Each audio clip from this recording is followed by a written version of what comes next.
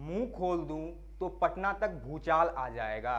ये धमकी थी या वर्क कल्चर में पनप रहे या यूं कहिए कि पूरी तरीके से डूबे हुए सभी विभाग के भ्रष्टाचारी व्यवस्था के अंतर्गत काम करने वाली एक अधिकारी की व्यथा। नमस्कार, आप देख रहे हैं केबीसी न्यूज़ बिहार और मैं हूं आपके साथ करण। सरकारी कर्मचारी शब्द जबान पर आते ही माफ कीजिएगा एक ऐसा घिनौना चेहरा सामने आता है जो शायद ही इज्जत देने के लायक हो। इसके लिए वे सभी सरकारी कर्मचारी जिम्मेदार हैं जिनका तोंद वेतन से बढ़ ही नहीं सकता, जिनके बीवी बच्चे 5 स्टार होटल की जिंदगी से कम में मानते ही नहीं, जो अपने बाप और अपने पति को दिन रात ज़्यादा से ज़्यादा कमाने के लिए उकसाते हैं, जो वास्तविकता में काली कमाई होती है। वैसे काली कमाई के कारस्तानी की पिछले 10 दिनों से बिहार में एक से एक स्टोरी आने लगी है। ऐसा लग रहा है जैसे सरकारी कर्मचारियों और आर्थिक अपराध शाखा के बीच होड़ लगी है कि तुम कमाओगे कब, आओगे तो हम छोड़ेंगे नहीं। लेकिन यहाँ एक बात गौर करने वाली यह है कि अभी तक एक भी विधायक, मंत्री या आईएएस अधिकारी इस जद में नहीं आए हैं। इसका साफ मतलब यह है कि बिहार में विधायक, मंत्री और आईएएस अधिकारी पूर्णतः ईमानदार हैं।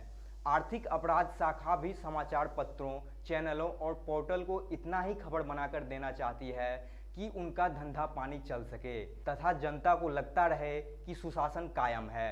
2 सितंबर के पटना के सभी बड़े अखबार और हाजीपुर परिषद के निलंबित कार्यपालक पदाधिकारी अनुभूति श्रीवास्तव का मामला छाया रहा। अनुभूति ने प्रदेश की शासन व्यवस्था को ठेंगा दिखाने वाली अनुभूति दिखाते हुए अकूत कमाई की है। जब सालाना वेतन 80,000 हो लेकिन प्रीमियम ही 15 लाख का भरा जाए तो गजब की अनुभूति हो जाती है। इसी से साहब के ठाट बाट का अंदाजा लगाया जा सकता है। क्या एक कार्यपालक पदाधिकारी बिना किसी राजनीतिक आका या वरीय अधिकारी की मदद से इतना लूट मचा सकता है? क्या वह करोड़ों की चल अचल संपत्ति अर्जित कर सकता है? अभी अनुभूति बाबू का मामला खत्म भी नहीं हुआ था कि 5 सितंबर को एसडीपीओ पंकज रावत का मामला उछल गया। रावत ने अपनी पत्नी और परिजनों के नाम पर करोड़ों रुपए की संपत्ति अर्जित की।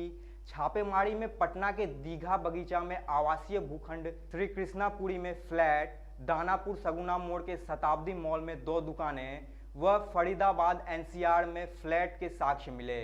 पंकज रावत का मामला ठंडा भी नहीं हुआ कि भोजपुर के तत्कालीन एमबीआई विनोद कुमार ने भी भ्रष्टाचारियों की लिस्ट में अपनी शानदार गरिमामय उपस्थिति दर्ज करा दी। विनोद ने बांका, भोजपुर तथा सारण में एमबीआई में रहते हुए अपनी पत्नी के नाम पर अकूत संपत्ति अर्जित की। क्या आपको इन सभी स्टोरी में कोई समानता नजर आती है? ध्यान से सोचिए। 7 फेरे 7 वचन को निभाते हुए सभी घूसखोरों ने पत्नी के नाम पर भी अकूत संपत्ति अर्जित की। ज़्यादातर अधिकारी घूसखोर इसलिए भी बनते हैं क्योंकि उन पर परिवार का दबाव होता है, लेकिन इस 7 फेरे 7 वचन निभाने के चक्कर में बेचारी जनता पिस रही है।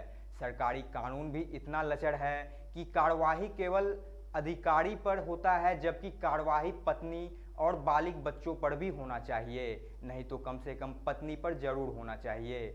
लेकिन भारत के लचर कानून व्यवस्था में बच निकलने की गुंजाइश रखी जाती है। इस लचर व्यवस्था का दंश समाज सदियों से झेलता आ रहा है और भ्रष्टाचारी मलाई काटते रहते हैं। जब हत्या और हत्या के लिए उकसाने के लिए किसी व्यक्ति को दंडित किया जाता है तो घूसखोर और घूसखोरी करने के लिए उकसाने वाले को भी दंडित किया जाना चाहिए। क्या ये चर्चा का विषय नहीं होना चाहिए? ऐसे ही तमाम खबरों के लिए बने रहिए हमारे साथ और देखते रहिए केबीसी न्यूज़ बिहार।